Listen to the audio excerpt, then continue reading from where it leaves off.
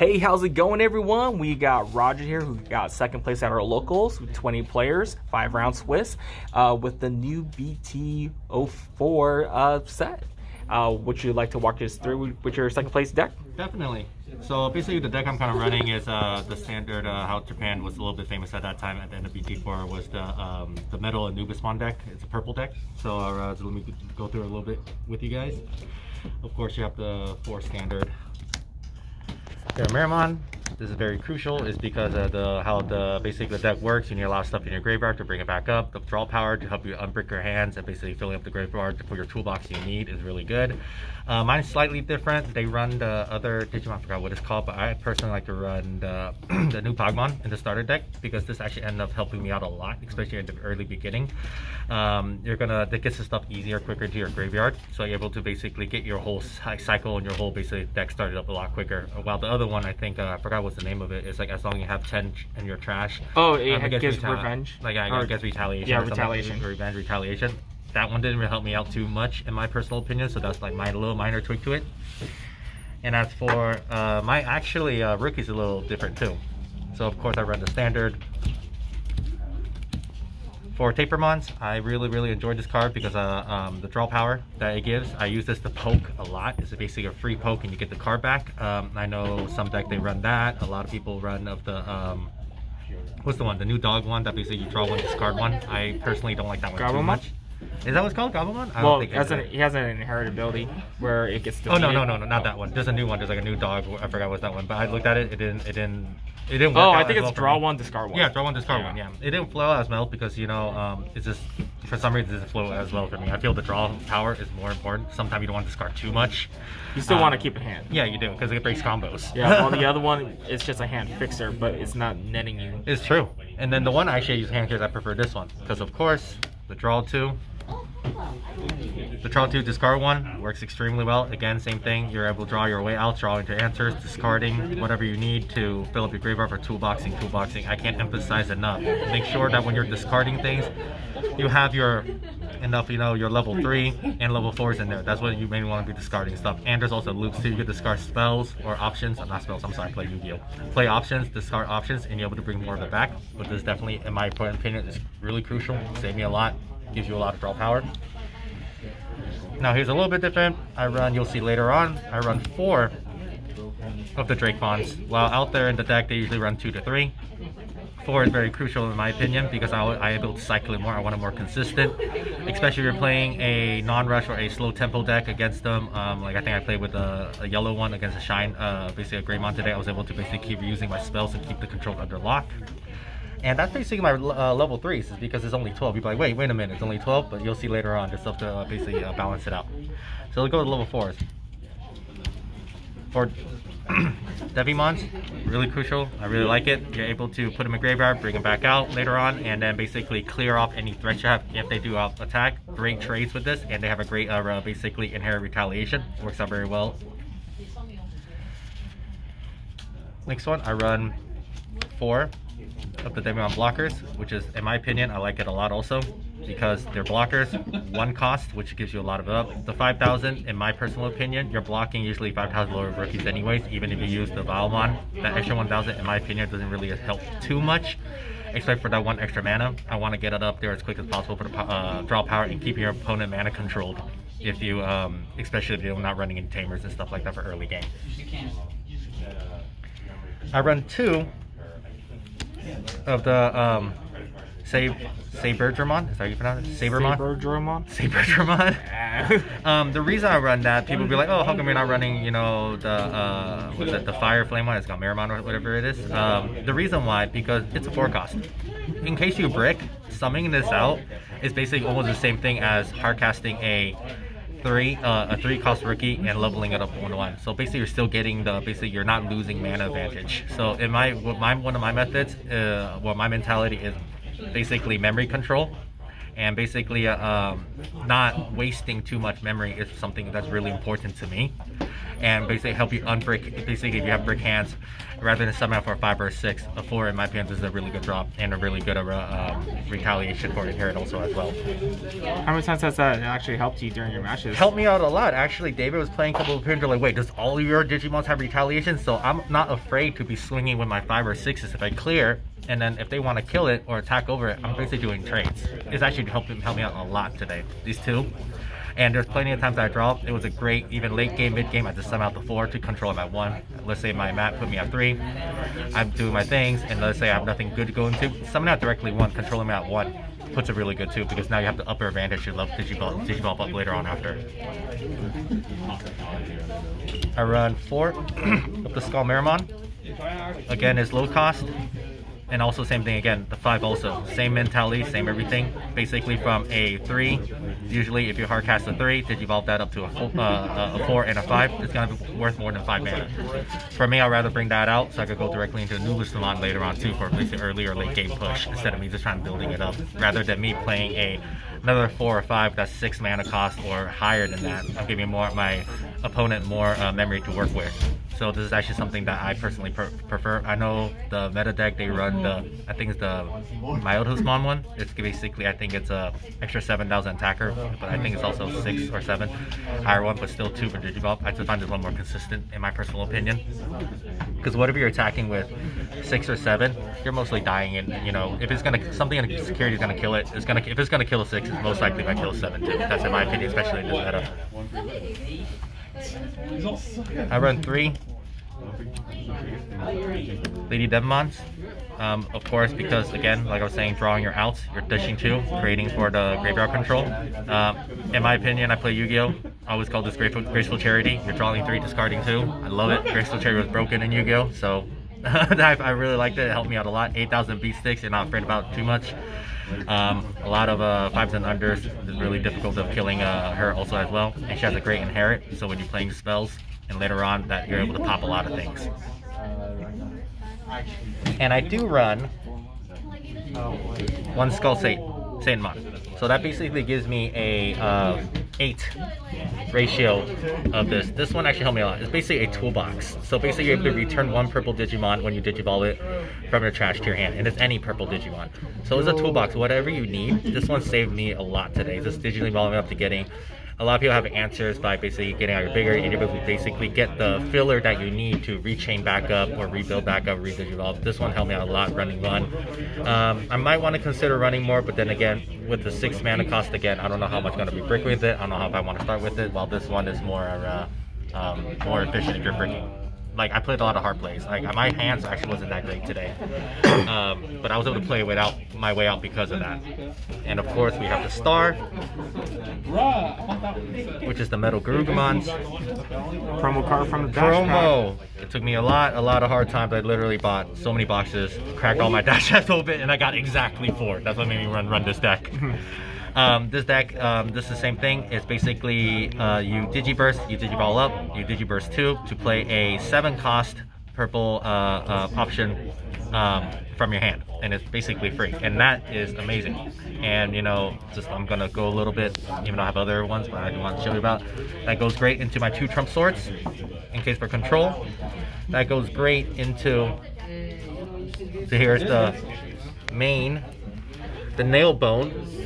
This actually basically made you, when you play, able to summon out or bring back from your trash a level 3 and a level 4 from your trash. And also, like I was mentioning about the deck, all those level 4 targets makes it really, really great. You can have blockers, you can bring out for Devimon to do trades. You're just getting a lot of flood and swarming up against the field. I know a lot of decks run 4. I tried 4 at first. I feel it's too much because I was telling you with the cycling back, that's why I ran 4 of the rookies. Because as long as I get 1 in the graveyard, I'm able to cycle back. So when Matt out, you know, you build this back in the back, bring it out, your Matt brings out mana 3, you detach him, play that, you can play the level 3 rookie, add a 1 or a 7 option back to your hand, and you could just keep cycling it. It helped me out a lot. And another good one I would say is good. Of course, I run this one. I run 1 Necrophobia, because 1 Necrophobia brings out a 5, it goes directly into 6, which is usually my 2 Anubises right here. I know I'm bouncing around a little bit, but I kind of want to talk about the like different type of combos. This deck is not very linear, but you could have a lot of way outs. Just lots of different ways to combos, lots of ways to, and then depending on the situation, there's different styles of comboing. So Nubismon is basically when it's digivolved up, you get to bring a level 3 Digimon from your graveyard, and they do get to activate their on-play effects. So that's why, back to this card, you can Nubismon, get this, get whatever things that you have basically cycling in. So let's say you have already built up in back row, no one built up. I pulled this combo out multiple times today. Pulled out my Nubismon, I detach, brought 1 and 1 out, play Nubismon, bring this, get out. And then basically everything that you bring out also has rush, and that's why these two combos are like hand in hand. It's extremely well. That's why I run 4 of these instead of 2 to 3, which other people do instead of running 4, because I just need 1 in the grab to start cycling these things. And this is why I only run 12 rookies, because the Night Raid is extremely good also as well, because I want to make sure when I play these out, I have enough options to go through. So I've been optioning Necros today. I've been optioning, I've been using Digibursting Necros. I've been using for Night Raids. That's been going very well. A couple ones won me in a game that I went Anubis, put it back, brought it up, survived next turn. I played 2 Night Raids in a row. My Anubis get rush again. I think what's his name was watching me play, and then he's just like, it won me game, it clutched me game. And a lot of games I won is because I literally control my opponent at 1 memory less, and because that's why I keep everything very low. I run one Deathclaw. It's because you tribute 1 of your Digimon to destroy 1 of their 4 or lower. It's a 1 cost, is a great, again, like I was mentioning, memory control. If you're Digivolving up, the free Tapermon, bring that up. You use a 1 mana to trade for a 4 and low. Usually is memory cost, depends how many memory they use. This is a gain in my opinion. I always feel how much you're gaining an advantage. If I'm able to trade 1 cost for what you used on maybe 3 or more mana cost, that's a plus to me. And then especially if you're using manas on that, and it combos on the tapers and stuff like that, so you get more draw and you ditch it. There's many times I had Digivolve taper up, put it in, destroy something, my taper draw 1, and I also proc the Demi-Meramon, I draw another one, discard, I filled my graveyard up, and boom, everything cycles to start going. Everything just combos up. It's actually really good. And if you actually look at most of these securities, they're all really good. If they hit into a Necro, especially you're already swarming the field, they try to outswarm you. Necro save me by bringing out more 5 to gain more field advantage. The 2 Night Raids is really good. I had a couple of games today to hit in Night Raids. I was able to grab more rookies, and then I was able to swim the field. Of course, Trump Sword is good too, and all of them are pretty good. This one will bring out 4s and 4s and lowers also. All the security is really not much of a dead security. If they hit anything, they just bring stuff out to the field. Again, I can't emphasize how important to have enough cards in your trash to keep it cycling. And of course, the last couple other ones, I run 2 Millenniumons. I know the decks out there, some may run 3. I prefer to 2. I feel 2 is really all I need, because most of the time you're swarming it so much, you want to maintain the swarm unless you're ready to for controlling into controlling basically when they are, you want to have more field control unless you're bricking or something. I only play probably Millenniumon, I would say only 3 out of all my matches, because a lot of times I have them in hand. I just have so much advantage, and there's so much other combos I'd rather do. The Millenniumon kind of doesn't, but one thing I do want to let you know that when I played against Yellow today, when they run Shine Greymon. Yes, folks, Shine Greymon. Yes, that one almost was a very clutch game, but that is the game that from previous 1.5. I didn't do deck profile. I built a Millenniumon deck to counter Shine Greymon, and Millenniumon is a great counter. When I saw that, I didn't care too much about the combo. I rushed directly into Millenniumon, and that literally won me the game. Because even if you shine, you pop my Millenniumon, it comes right back.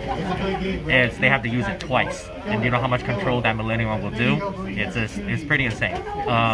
That's my advice. That when I play against Yellow or Shine, rush for Millenniumon if you have it. Just go for it. And that's literally how I won me game 2. And last but not least, Matt, again, fill up your graveyard, or not graveyard, trash. When you're playing this out, toolbox whatever you need. Whatever you're missing, doesn't matter if it's spells, doesn't matter if it's level 5, 4, or 5, whether to connect the combos. and it maintains that memory 3, which is really important because a lot of these, for example, the Metal Guru plus Anubis is all 3. So once you start off at 3, you could Digivolve up and still maintain your combo, maintain your rush, and maintain the push. It's actually a very, very aggressive deck. Very rare you're gonna go out past your 3 Digi-Eggs. Usually by the time you get 3 Digi-Eggs, you have so much control, you have so much swarm, and there's so many options. This is a very live deck, I would say, depending on what deck you're playing against, what's the situation. It's not like a one-way linear, even though there is usually getting this out in this, but throughout the day today, I've been using this on this, using this on this, using on this for the pushes many different ways. And this is actually a great card too. Even if you're under, it doesn't have the combo with it. Even though it's a 7 cost, I've been playing this a lot just to get out blockers. Once you get everything out, blockers stalls you out more, you gain more advantage. Or Tapermons. I always like to get a blocker into Tapermon, attack with Tapermon for poke, take a block, and then draw into my more outs. But overall, that's pretty much the deck. This is a very versatile, in my opinion. And Purple's always been a deck I really wanted to run, and finally, I feel it's definitely viable, and I will definitely keep running this. Cool. Man, seeing Metal Garurumon, the fact that it's a main ability, Digiburst 2, how good did it feel to pull it off twice? It's extremely. It happened so much, I'll be honest with you. My strategy usually is I will Digivolve up from rookies to poke, and usually by like, you know, my second or third ones, I just start leaving it in the back so I could combo into it. Don't depending on the type of decks, what type of threat you're looking at, you have the knowledge of your opponent's deck. There's many times I know they have answers, so I'll keep my Metal Gurumon over. In the moment, basically my mat comes out, I play my mat, next turn is my mana, I move them up front with 3 extra mana cost. I just do Digiburst twice, do my combos, or even Digivolve up to an Anubismon, and just combo and Dace's attack right away. I just swarm it. There's a lot of times it's so good. It's so good. It's so nuts to say, let's say, just to activate his ability once on a nail bones, you just +2 onto the board. Oh, I activated like more than like twice before on double nail bone before, and they just have no answers. And it's so free. It is just so free. There's many times that I just go activate twice on nail bone, get out rookie, and Digivolve into 1 block and put your opponent at 1 mana. And knowing that Nailbone in conjunction, because do they get their? Oh, they don't get their. They don't on play, but Anubis does. Anubis does, yes. Anubis does. So Anubis, that's why I run for that, because I use my Anubis. That's like usually my main target, so I can maybe get more of my. That is the reason why I run Trump Sword over Hell's Gate, because you can't get it back. And Hell's Gate's added to your hand instead of killing one. Trump Sword saved me a lot of times today in security.